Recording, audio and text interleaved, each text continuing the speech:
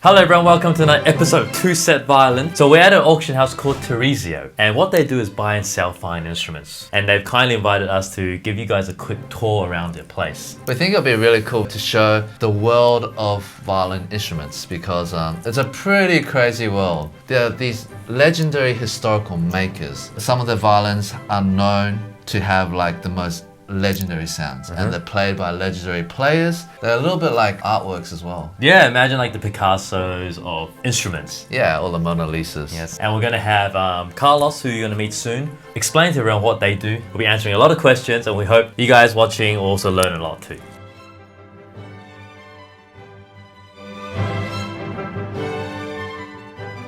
So we're here now in the gallery, but first of all, I want to introduce Carlos, one of the directors here. Welcome, guys. Everybody was waiting for you guys here. Actually, the whole office was so excited to have you actually come. Thank We're you. also very excited. Yeah, I'm so excited. I can't wait to show you guys everything in here. From the gallery, which is here, we'll have a look now. So you can see this is open space, really minimalistic.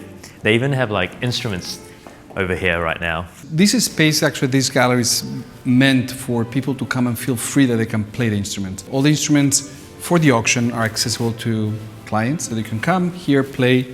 We also built all these panels up here, so the acoustics actually are realistic. They sound good, so people actually get a good sense of how things sound. So are they the Stradivariuses? Not quite yet. I'm going to show you guys later. These are others. The Stradivari are in the vault. We're going to see later. I want to show you the vault. Can't wait. Yes. But also we've had concerts here, master classes, lectures. It's a space that really would try to invite people to come. And information for us is very important. Yes. Through our website, through our presence, they can learn about instruments. So we have a database that hopefully, I know you guys probably visit once in a while. Yeah, I've checked the website, and it's incredible how much information you guys have. The certificates of all instruments, old photos, black and white photos, the history of each maker, and the lineage. Exactly, the whole history of ownership, anything. We have the largest database in the world. People just come and learn about instruments, which is our passion, to share information. Can I add something? So Brett is definitely, he's quite into knowing about instruments and bows. And every time there's a new instrument we've come across, he always goes on Google. And every time we end up on the Tarisio website, because you guys just have so much information, and it's so hard to find information about these makers and the history. So I really appreciate it, actually. On that You're note. very welcome.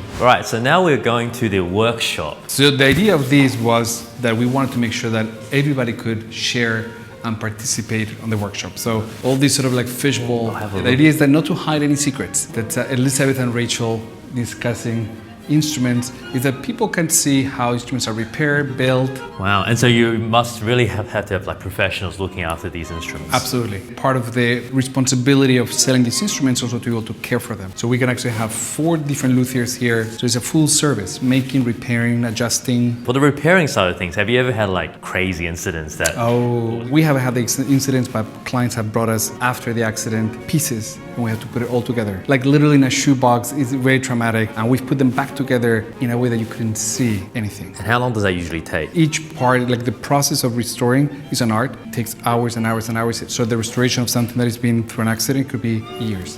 That's fascinating. So like restoration and making is very different things. Very different. And on that note, I remember you talked to me about you had CT scans, was it? Yeah, CT scans is a way that you do almost like X-rays of a violin and nothing gets hidden. can we see some of those CD scans? You want to see that? I'd love to see it.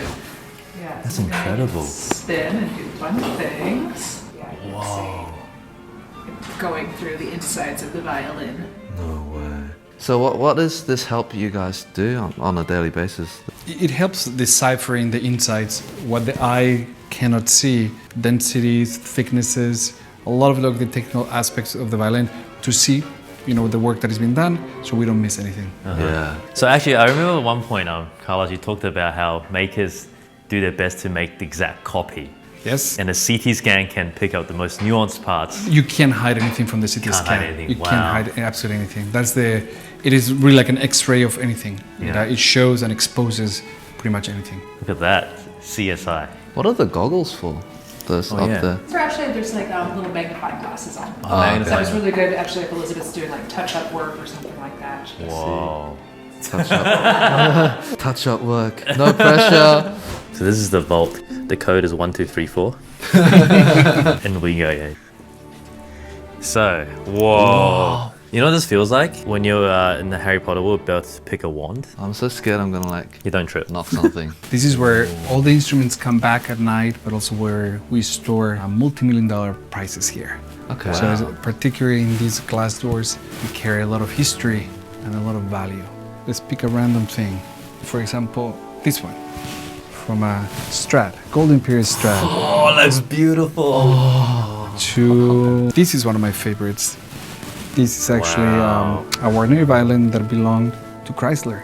Chrysler. Yeah. But the crazy thing about this, the neck is still original. It's extremely rare. So to see that there is one piece, is all connected. To play violin now, like in the 21st century, 99% of the instruments, they have replaced necks, the 18th century instruments. Perlmans or Joshua Bells, all those violins have the replaced neck. Do you know what the reason is? Why all the necks are replaced? Because the length has to be different, like the violins have evolved. The body hasn't changed, but the tensions have changed. So to be able to play in bigger concert halls, the distance is different to be able to be more virtuosistic, and the angles have changed. So wow. you have to adapt to that. But certain violins, like this one, sounds incredibly well, and it still preserves the original neck. Wow. I knew that the angle changed over time, but I didn't realize the length as well. They used to be shorter.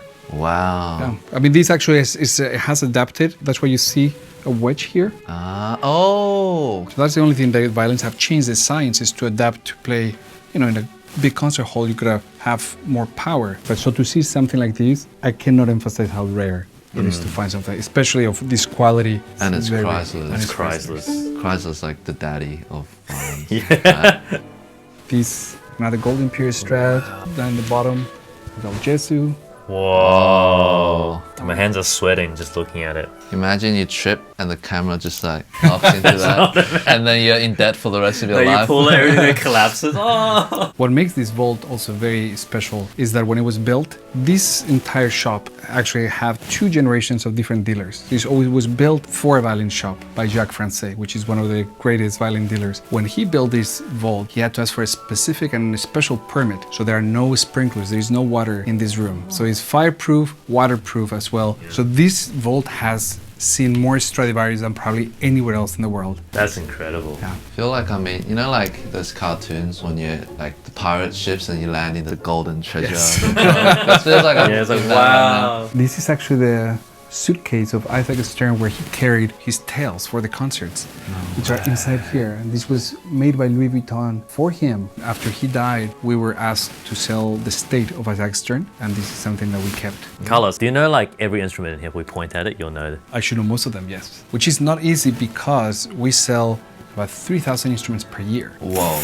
Between the auction and the private sales and our London and Berlin office, it's about 3,000 instruments. 3,000 a year. How many Strads are here? Do you know? Right now, Roughly. three. 3 Stradivariuses. Almost from every major maker, we have instruments available. Pretty much one of each, at least, or two of each. I found it crazy too, like how much the value has gone up in these instruments. Do you know how much they were worth like 20 years ago, roughly? That's a very good question. I can tell you one of the numbers that actually was very impressive to me is when we sold the Lady Blunt in 2011. It sold for $16 million. And that's 2011. It had sold in 1971 for the equivalent of 200,000. So it's not that, the difference is not, in time is not that much, but the price was 200,000, then it sold for $16 million. That actually is a number that sort of to get around it is very, very impressive. Yeah, that's impressive. Was that 80 times? It's better than Bitcoin. So here comes the main course. The Da Vinci Strad we have here, that's for auction, right? Correct. Look at this, Eddie. I'm really scared holding it right now. But can you guys see how beautiful it is? This is history right here. He's just fully looking into it. It's just amazing how like spotless it is for something that's been around for how many years? Since 1714. 1714. Wow.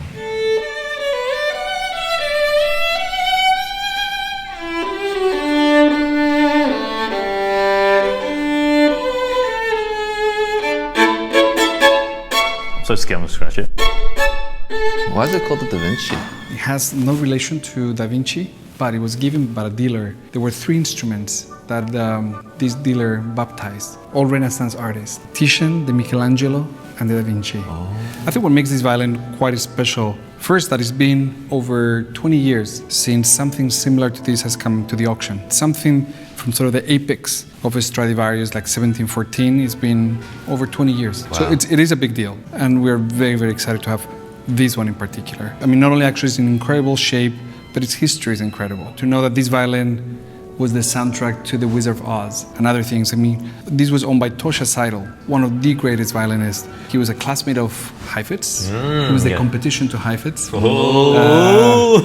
And some people say that he could have been better. But this was his violin for 40 years. And you can tell in the recordings, there are many recordings of this violin with Tosha. You can see the luscious, vibrant sound of this fiddle. You know, this is what Stradivarius is best known for. We always talk about this golden age of Stradivari. What does that mean? This is where Stradivarius was at the height of his powers. He had been experimenting quite a bit with different models, and he arrives at this model during the 1710 to 1718, where everything works. He has access to the best materials, he's been experimenting, he's developed a model that sounds and looks incredible. And he will keep experimenting after that, but this block of years is where you see that he's achieved something very unique. And this one was made in 1714. Okay. So this is right at the peak of the best of the production.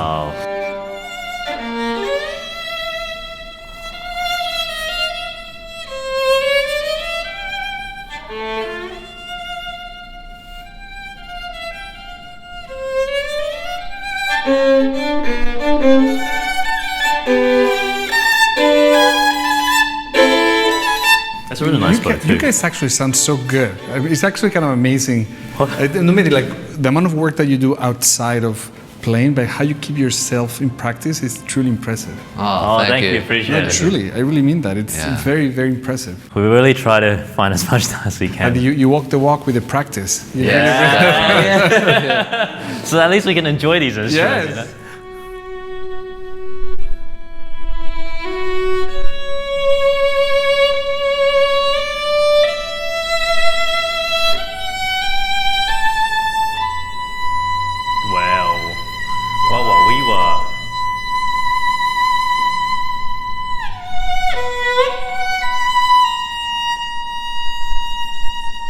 For some of you guys might be curious to see what sounds like a great instrument. I think the instrument's ability to give different colors at different inputs, right? Of bow speeds, pressure, contact. I'd say the other main thing would be just the quality of its overtones, which gives the sound its character, its personality. I think a lot of not so good instruments, A, they struggle with projection, so they don't ring as much, or they typically sound very one-dimensional. So it's like you see an image, the color is just one-dimensional, like one or two colors. Yes. Whereas with the instruments we play, there's so many different, not just colors, but shades of colors that you can hear. And there's a shimmer, there's a warmth to it. It's just, I feel like I'm just nice. discovering a lot of new things. I'm like, oh, by doing this, it sounds so different.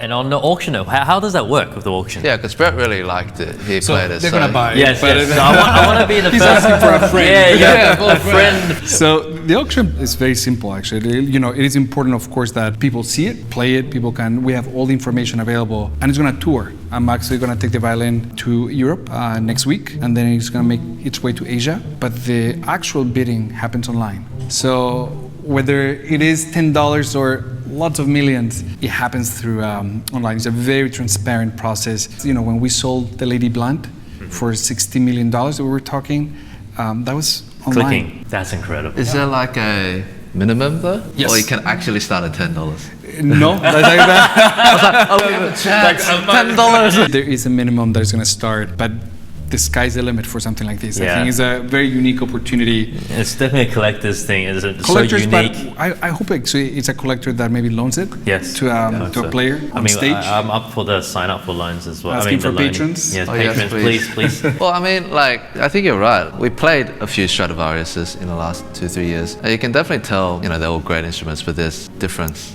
in the sound. And this one really does sound It's very outstanding. amazing. Yeah, I think these fiddles inspire you. If they inspire you, they inspire the audience. Yes. I really believe in that. It's almost like the violin pulls you to explore the type of sounds this particular violin can make. Yes. Because they're all different. It's always extremely, for us, every auction date is one of the most thrilling experiences. Yeah. Can't sleep. To I can't see believe it. people from all over the world bidding. I mean, it never gets old. Yeah. What date is it? Well, what's the June, exact? is it June 9th? June 9th. So I'm everyone. gonna keep an eye out. Yeah, I'll probably watch it too. I don't think I'll bid, but I'll keep an No, eye your out. finger slip.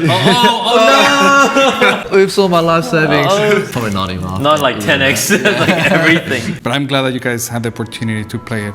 It's incredible, yeah. Thank you so much for giving us the opportunity to Thank you, welcome. come here. Thank you for coming. And once again, guys, please like and subscribe and check out Tarisio and Auction Date. And we'll see you guys next time. Bye bye.